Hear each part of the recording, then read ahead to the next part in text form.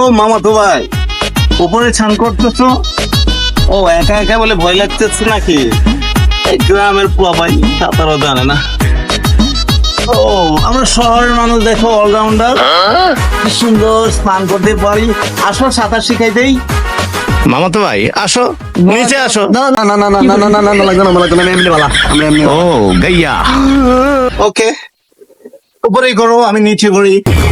বুঝি না, গ্রামের মানুষ তো অনেক এক্সপার্ট হওয়ার কথা। কি nice clean water, nice river. আচ্ছা মামা তো ভাই, নিশ্চয়ই এখানে অনেক বড় বড় মাছ আছে। না, মাছ নাই। সে কি, এত বড় নদী, মাছ নেই? নিশ্চয়ই পোকামাকড় অনেক আছে, তাই না? সেটাও নাই।